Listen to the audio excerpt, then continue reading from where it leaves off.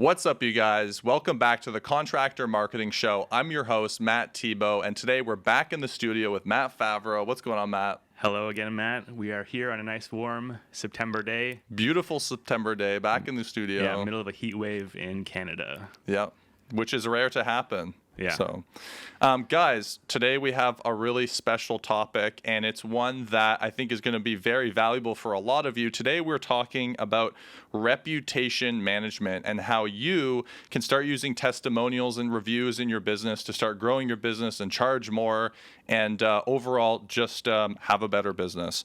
And so what we're going to do is jump right into things here, and we're going to first start talking about why this all matters. So, Matt, why do reviews matter for a contracting business? Well, when you think about it, the larger the purchase, the more you'll need to be swayed to make that decision. Mm-hmm. So if you're buying like a $2 chocolate bar, it doesn't really matter. Like maybe you've heard some good things, whatever, you're going to try it out. But if you're going to do like a $30,000 kitchen renovation, you're going to want to be sure that you're making the right choice. And a lot of the time, the initial stages of that is kind of like looking at the market, what's available, and you check reviews because you want to see that the companies that are in your area, what they're able to do, if they kind of meet the needs that you have that are specific to your needs. Yeah. You use them to look out for quotes and try to proceed with the job. Yeah. And a lot of contractors who come to work with us, sometimes they're not even aware of like any of this stuff. We recently had a client who came to us, and when we were setting things up, we noticed like his reviews. It's like, dude, you have some like bad reviews on XYZ website, and this is something that's going to affect your campaign. If you're thinking about doing advertising, then like you were saying, like if someone sees that ad and then they're going to start looking maybe into your company and doing a little bit of research, they're going to see like all this stuff about you online, right? And so those are things that we need to start fixing and looking at and paying attention to, because I think a lot of contractors, the problem is that they'll think like, oh, like reviews don't matter, or I don't want to even be on like any of these sites, because then if I have like, these places where people can leave reviews, then I'm going to get bad reviews, blah, blah, blah. So why do I even have to like bother with it? And I think that that's something that a lot of contractors sometimes will have the mentality of. For sure. And like bad reviews aren't necessarily a bad thing all the time. If you're doing good work, the good reviews in the end will drown out the bad reviews. And you can use the bad reviews as tools, if anything, to kind of explain your situation and make them not a negative thing, really.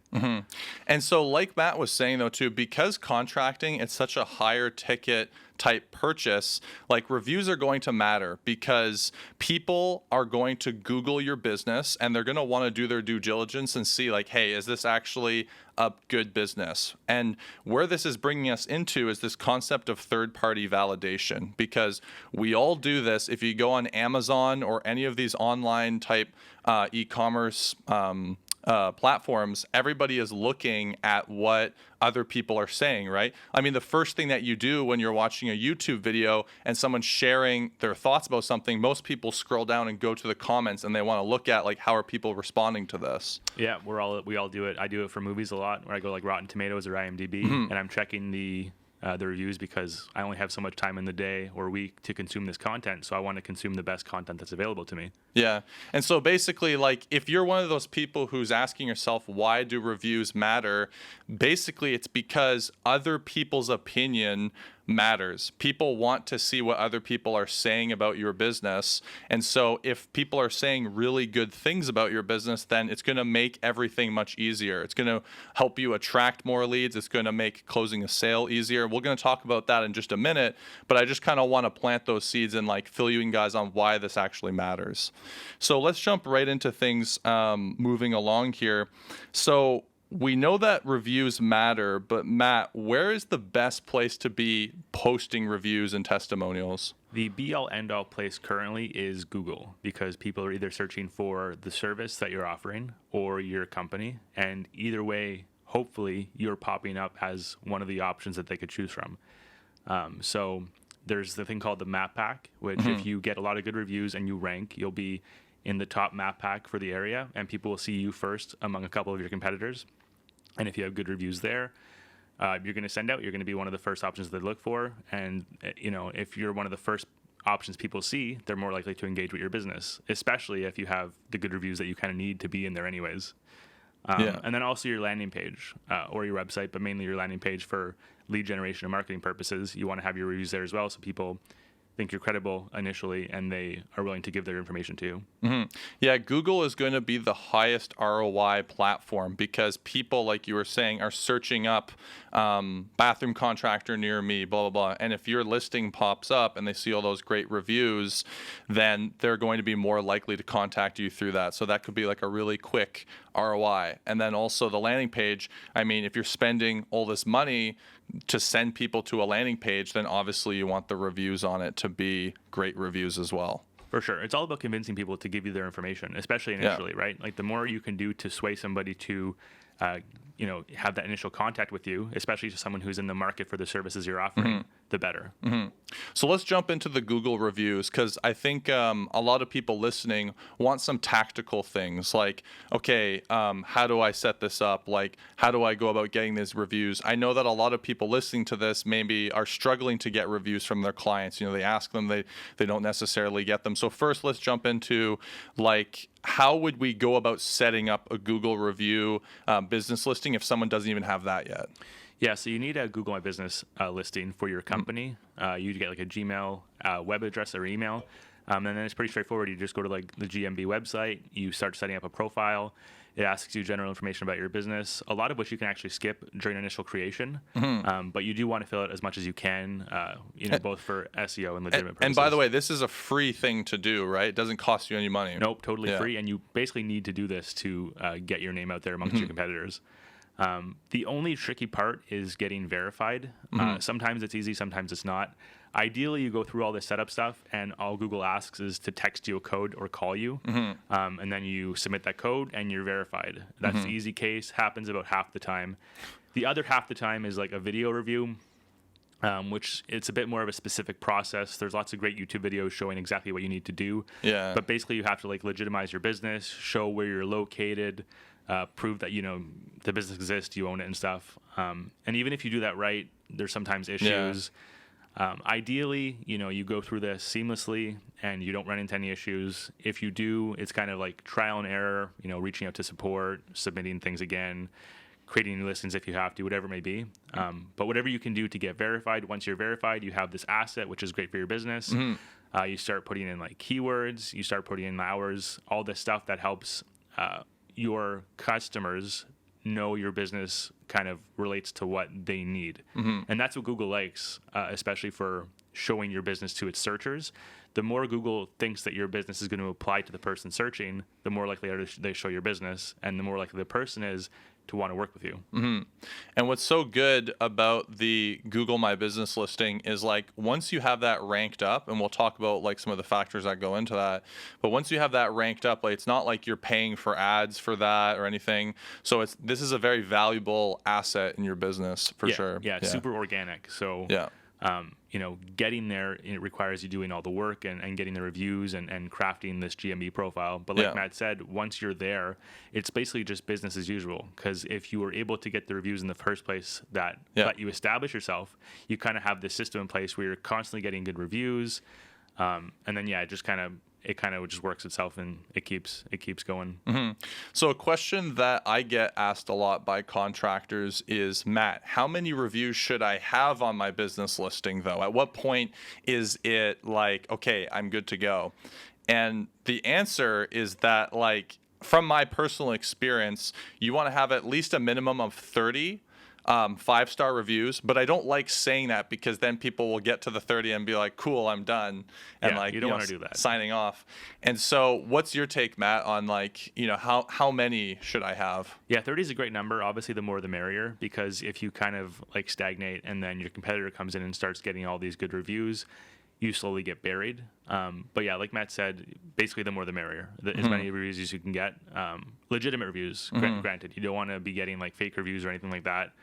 That's not good. Google's going to catch on, and people will realize it's not legitimate. Like you want to get happy customers, honest reviews to kind of leverage and then boost your business's reputation.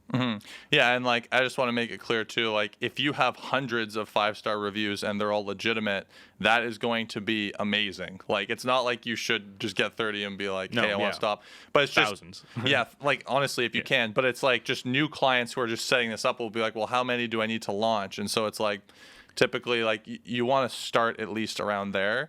But this is something you should be working on like over the years to be able to get to the point where you have like 100, 300, like whatever, right? It depends on too, like what you do. Like if you do remodels and you only do 5 a year, it's a lot harder for you to like hit 1,000 reviews. But if you are a window cleaner or a painter or whatever, like you have more volume in your business, then it's a lot easier, right? Yeah, the good thing is too with those bigger renovations that maybe you only get like 10 a year, your competitors are probably in the same boat. So, you know, the competitors probably aren't going to have thousands of reviews either. If they do, it's probably fake. Yeah. You know, it's basically about maintaining a like percentage of the reviews. If you can get like 50% of your customers to leave reviews over time, like that's a good, you're killing it. That's Yeah. a good point. So you mentioned something pretty interesting. You mentioned like fake reviews. And so, you know, I experienced this where my previous business was doing like publishing on Amazon. And what I quickly ran into and realized was that a lot of my competitors were buying reviews. So like I was out there trying to get legitimate reviews for this ebook business I was doing. And then my competitor, you know, I'd wake up the next day and he had like 100 more than me. And then the next day it was like 100 more, blah, blah, blah. And so I just started realizing like, wow, these people are buying reviews. And ultimately that kind of like hurt my belief, I think, in Amazon, because now when I'm on Amazon and I'm looking at some reviews, I'm like, how do I know that these aren't just bought? And I think they're getting a little bit better at it. But where I'm going with this is that like you and I, we have come across certain contractors in the industry where they're clearly buying reviews and they're going down that road. Personally, like, you know, both of us agree that ethically that's not very wise for obvious reasons. But what else would you say is kind of a danger of like buying reviews? I mean, just straight up getting your GMB suspended. Yeah. Google's very kind of like particular. If you guys ever experience like ad account suspensions and bans, you kind of see that they follow you. So if you get your GMB listing suspended for buying fake reviews, this might be a issue forever for you. Like it might not go away just because you make a new GMB or whatever. So I wouldn't risk it. Like if you're doing legitimate work and you have previous customers, there's really no reason to buy reviews. It's easier, obviously, but like you're spending money that you wouldn't have to spend otherwise, and it's just not genuine. So why would you do it? So let's say that like a contractor right now is listening to this and he's like, yeah, guys, but like I have a competitor and he's buying a bunch of reviews. I'm needing ways to get more reviews because I want to bring my reviews to the next level. So what are some like actionable strategies for me to start really bumping up my Google reviews so that I can be a worthy opponent in this, you know, in this fight for reviews? For sure. Obviously, like if you've done past jobs, you kind of have the assets already at your disposal. What you want to do is make getting reviews from your previous customers as easy as possible. Yeah. On the GMB listing, they give you a review link, which you can give to your customers to ask for a review, basically. And what you can do is be creative with this and basically figure out different ways to get this link to people. So you said in the past, like doing business cards with a QR code that people could just scan with their phone and it brings them right to the review link. Yeah. You could email it to people. You could text people. Whatever it is, as long as they're aware of what's happening. So you tell them like, hey, I'm going to send you this email. It's going to be a review link. Please give a genuine review. You know, and then they do that. They kind of understand what they're doing. What else you could do is like not necessarily tell them what to say, but you want to explain to them that mentioning certain features about the job is important, both for people reading the review knowing that you can perform the service and specific aspects of the service that they need, but also like just SEO and keyword stuffing.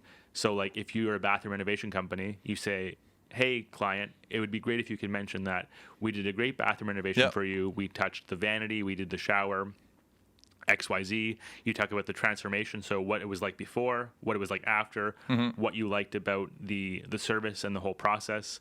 And that's kind of like the foundation for a great review. Yeah, you touched on a lot of really, really good things.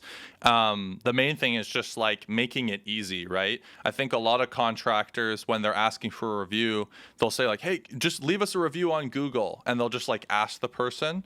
And now I think what a lot of people don't understand is now that person has to sit down, Google the name of your company, and like hopefully they can find your Google My Business listing. They probably can't because it doesn't have great SEO.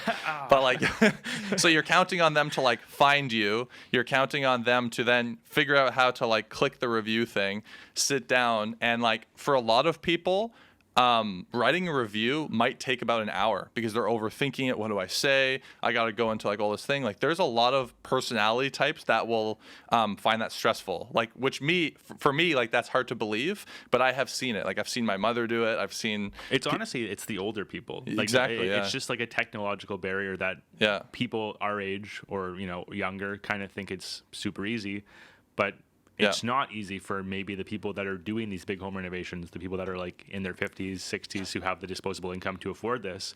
Maybe they just don't get it. Yeah. They just don't understand, or they don't like even really get the importance of it. Whereas you're like, as a business owner, you need this. Yeah.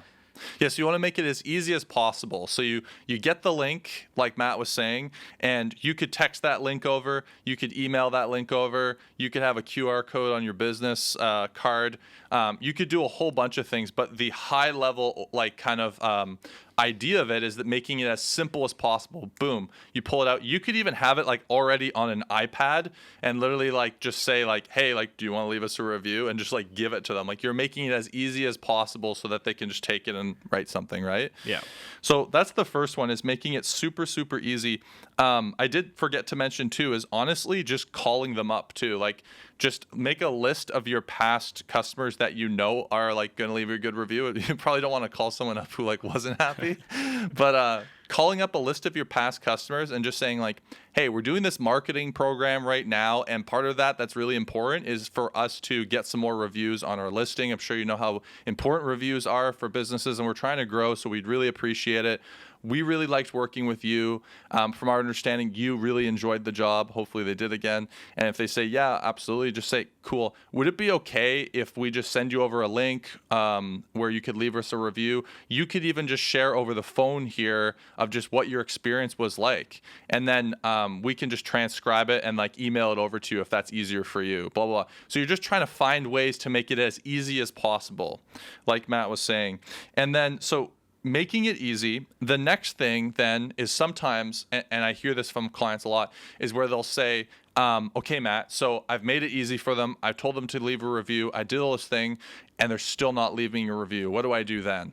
And so in that case, what I recommend to do is look into like, how can you incentivize that review? Not in a non-ethical, like what we're talking about, like faking reviews or anything, but gratitude is short and grudges are long, from my experience. And so you want to make it a little bit of an incentivization for people to go out of their way and leave that review. So Matt, do you want to talk a little bit about what that might look like? Yeah, so as a preface, you want to be doing things ethically, like Matt said, and be very mindful of things like terms of service, where you can't necessarily like buy reviews directly, but like we said, incentivizing.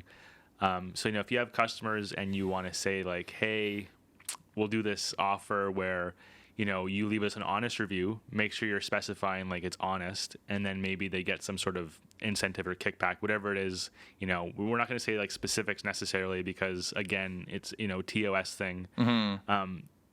But like obviously you have to figure out ways to get these reviews, and as long as you're specifying that it's honest and you're this was a past customer, it's kind of in a gray area. Yeah, it is a little bit of a gray area. Like what we've seen clients do with success are things like gift cards, even just like a discount on the service, or there's a bunch of things you could do. You could also say like, hey, like, we're going to give away a barbecue. Like everyone who leaves a review this month will get put into this draw. Like there's a bunch of things you could do. But like Matt said, it's kind of hard for us to give a specific incentive or thing that you can give. You kind of have to use your own discernment after reading the terms of service, because these are also always changing, which is kind of difficult as well. It's like Google is like an evolving platform, and so it is a bit of a gray area. Yeah, if you walk the line of like honesty though, and like you're actually reaching out to customers that you worked with and you're saying, give me an honest review, the TOS is more just like a thing to be like a bit afraid of, but like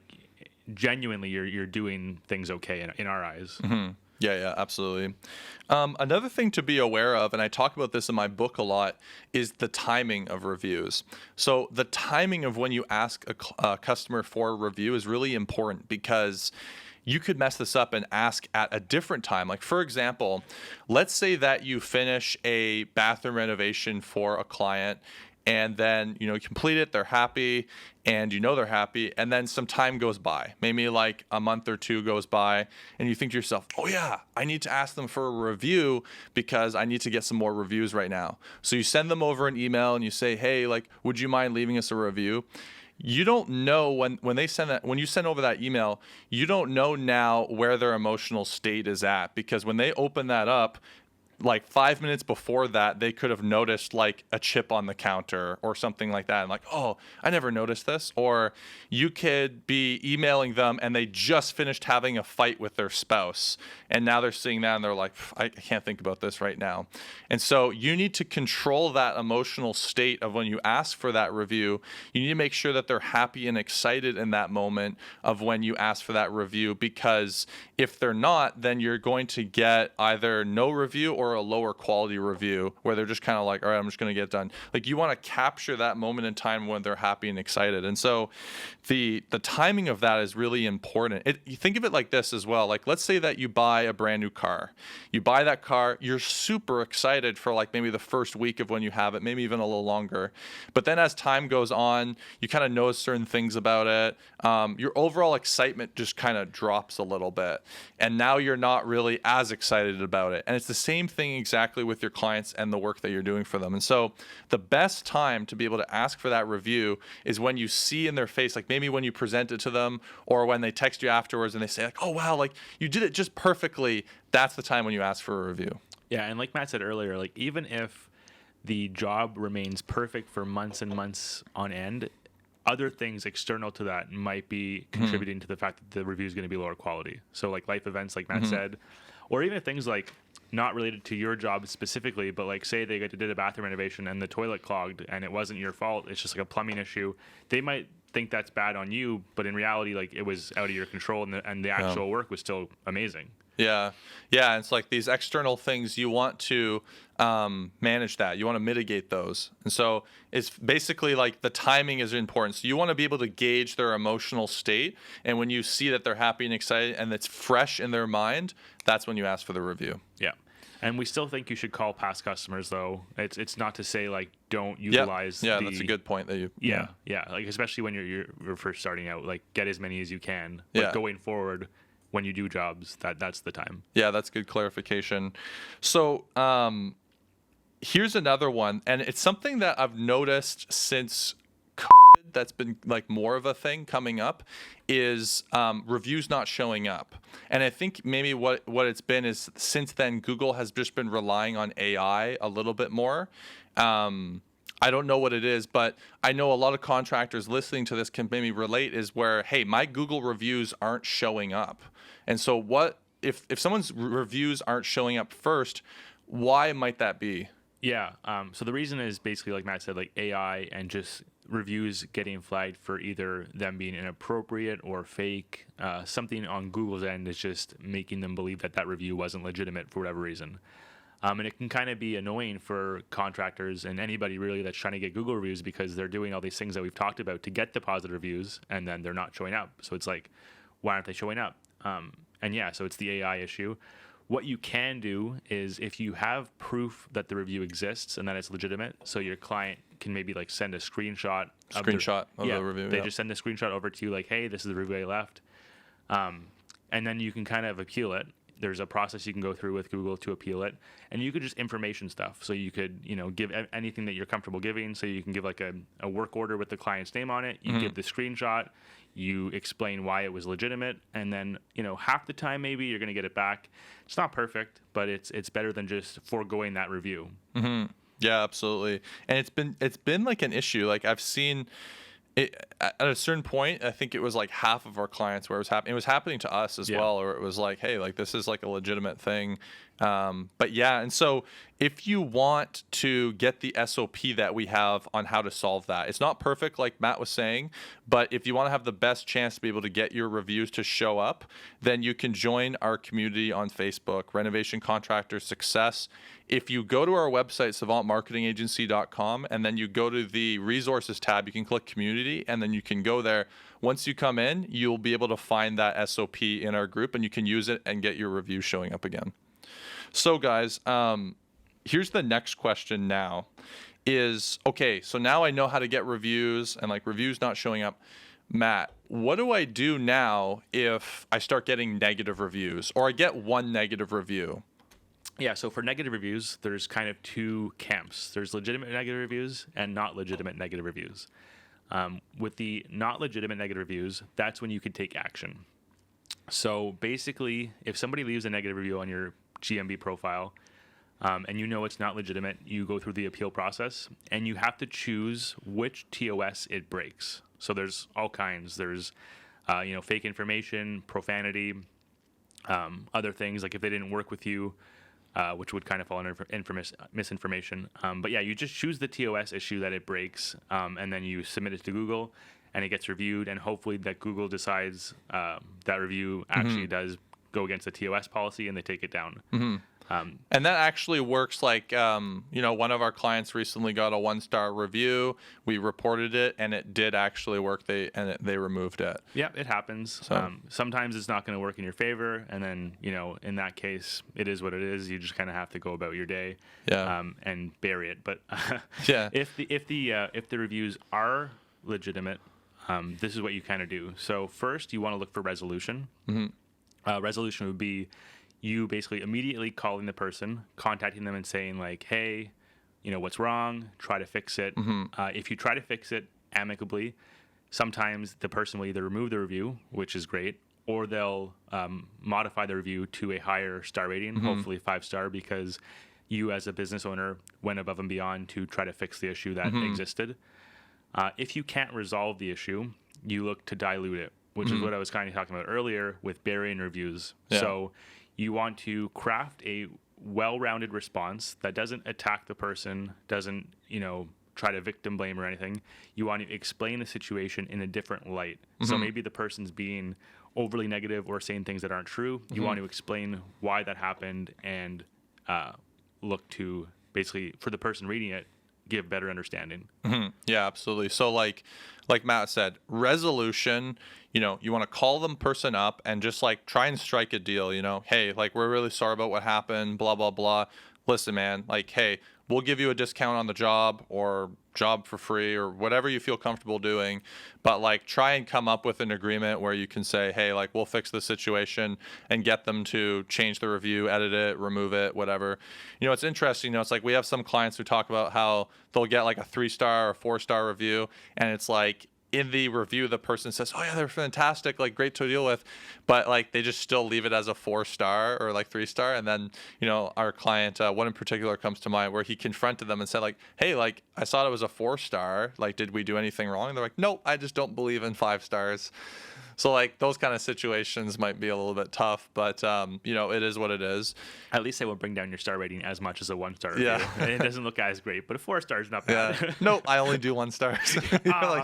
Honestly, the people that do 1 stars probably have that mentality. You see that a lot with the negative reviews. So let's say that, like Matt said, let's say that, you can't fix the situation. You've tried talking to them, they're unreasonable or just not workable or just too angry to change it.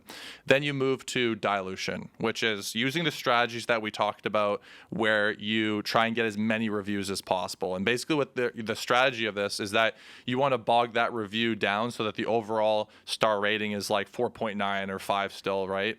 And so once you do that, like Matt was saying as well, you want to craft a response to the review. And the response is not for them. The response is for the people who are reading the review. And the reason reason this is important is because if you want someone who's searching up for your business to come across that review, they're going to read that review, and then your response is going to give context to it. And the whole goal of your response is to give the nuanced context that this person missed, right? So maybe you explain the fact that, hey, we actually did bring this up to you, and you okayed, you approved the job, right? Where sometimes people will say, oh, they did this, but I didn't say that, or something like that, right? And so you want to be able to just give a lot of context. Hey, we actually did do this. This was the case, blah, blah, blah. And just give a lot of context. So then people reading that will be like, oh, okay, I understand. This was kind of just a unique case. It's probably fine. Yeah. And like, remember, you're the expert. You're doing the job too. So, you know, we've seen reviews actually recently too, where a client was like, oh, this work wasn't done up to code. Like this is not appropriate to the standard of this type of this work. And our client was like, hey, like this is how we do all of our things. We're very proud of the work we do. We have a long warranty because we know our work is so like well crafted. And like just even saying that, like, hey, if it breaks, we'll come back and fix it. It's like honestly, it's a good like. Yeah.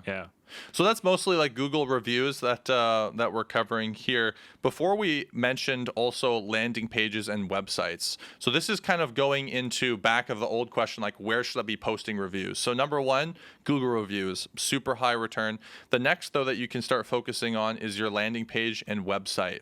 Now, this isn't where like people can dynamically be leaving reviews for you, but it's where you can choose, hey, like what reviews do I want to showcase? And so on a landing page, I mean, think about it. We're actually spending money through advertising to send people to this page. So we want the reviews on there to be like pretty much our bangers, right? Like our very best reviews that we can show. And so the whole point of doing reviews on your landing page or website is to boost conversions, right? Because when people are coming to that page, they're going to see your work and they're going to see the offer, hopefully if you have that set up and all that stuff.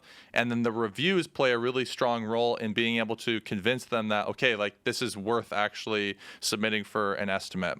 So here's the next thing though, that's kind of like a nuance strategy for marketing, is that Google reviews are good and you can display those on your landing page, like a text, you know, where you show their image, like of their face and blah, blah, blah. But that's a little bit easier to fake than if you were to showcase video reviews. And so you'll notice like on our site, savantmarketingagency.com, we mostly use video reviews because in our industry, marketing, there's a whole bunch of marketing agencies who are making all sorts of like crazy claims and bold claims, right? And so the belief level of a lot of contractors is much lower, right? And so what we did is we showed video reviews because it's more authentic, it's harder to fake. We want to show like our real clients saying like, hey, this is our experience, right? It's more believable. And so if you want to take your landing page or website to the next level, instead of just doing like a wall of text, you know, the worst thing that you could do as a contractor is have a wall of text that's like no picture or anything of the person, and then their name doesn't even show their last name. Like it'll be like Anthony P. And no one's going to read it. It's not believable. They're like, skip over it. You just made that up, like whatever. Like, trust me, it's not doing you any favors. And so the best thing that you could do is make a video review, a video testimonial. And that's literally where you don't have to overthink this. Like, don't do like a crazy video production. You may have heard us talk about this before, where like the more authentic and amateur you can make the video, the better sometimes. And so you can literally just like take your iPhone and just like go over to their house and just say, hey, like, would you mind saying like, you know, a couple words about your experience of working with us? Yeah. And some things to like increase legitimacy too. For your specific case, like our website, you worked with like contracting businesses and they could talk about their business specifically, and people could maybe Google and see that these businesses are real. Yeah. For you contractors, maybe people don't really know these are actual homeowners that you worked with. So to even go the step beyond that, instead of them just talking about the job and saying some generic things like, oh, I had a great kitchen renovation from XYZ company, maybe you could be in the video prompting them questions that you want them to answer. Yeah. Or maybe they'll be on their front lawn and you have like a lawn sign good. Where it's like, okay, I can at least see that this company probably did this work and it makes sense, because video reviews are great and they help regardless, but the more trust, the better. Yeah. And like, you know, what would be a really cool next step is if you could find someone that you did work for in your local area that like is well known too, like someone who people in your area might know, like, someone who owns like a store or something who says like, oh yeah, like, I'm the owner of this store or something, and they painted this. And like, even if it's a commercial job, it would still help you for trust on the residential side. Like, yeah, because if they can go ask that person like, hey, did they actually do this work? Yeah. Was it good? Did it last? Whatever the questions may be. Yeah. If they can actually answer these people, the trust goes out the way. Like it's crazy. Like the Yeah. trust is it's magnified so much. Yeah. And that kind of segues into like the last point here, is that like the reason that reviews and like third party validation and like proof and all this stuff is becoming so important is because it's so easy to fake stuff online now with like AI, everything. Everyone's websites now, because website builders and website development now is so prevalent and easy to access for like pretty affordable prices. Everyone's website looks super professional, and stock photos, like you could just be one guy in a basement and have this like very professional looking image of this huge construction business now, right? Yeah, you've never had any jobs. You're just waiting for the first sucker to come in. I mean, so it's very easy to fake stuff, right? And so now you have to go really above and beyond to show proof that, hey, we are the real deal. And so if you can get video testimonials, if you can get all those Google reviews and all this stuff, this is all going to make it so much easier for you to charge higher fees, to be able to attract better quality jobs, all this stuff. Because I'm telling you, especially now with AI as well, that's being like on the rise now, even video testimonials are going to get more difficult, because just video AI now is going to be able to fake this stuff. You could like probably insert yourself in the video. Yeah. It's going to become more and more difficult. And so the more the more things that you can do to prove all this and that you actually are real, the better. For sure. You want to be growing social media too with the reviews. That kind of goes to like increasing legitimacy and making people aware of you. If you have like a Facebook page and you are in local groups, you're posting, you're active, you're showing pictures of your work, you're showing people's reviews, you're giving funny tidbits about your job. Yeah. You just grow the Facebook page, and then that's a way to leverage reviews. Like if you have video testimonials, they could be pinned. Great reviews could be written and pinned. So when people visit your Facebook page, that's just another place to see the reviews. Yeah, and then like also you could be screenshotting your Google reviews and then just like crop it and then use that as a post as well on social media. So now you're like cross promoting that review on other platforms as well. For sure. Yeah, so I mean, guys, that's pretty much it that we wanted to jump into and just talk about reviews. If you're not getting reviews for your business right now, you're seriously missing out. This is going to help you charge more. This is going to help you attract better quality leads. We're in a world now where everybody is like online. Everybody looks like they're professional, right? Everyone doctors their images. We have stock photos. Like I was saying, websites, everything looks so professional. So reviews are more important than ever before, and you want to put the effort into this. And so highly recommend that you jump into the strategies that we taught you here. And Matt, anything else to share? I don't think so. I think that was a pretty good review podcast. Awesome. Well, hey guys, speaking of reviews, if you enjoyed this podcast and you would like to listen to more of it, please leave us a review if you're listening on Spotify or any other podcast type platforms. If you're listening on YouTube, give it a thumbs up and subscribe. It helps us bring more great podcasts like this to you. So other than that, guys, thanks again for listening. Thanks, Matt, for joining us today. Thanks for having me. And we'll see you guys on the next one. Take care.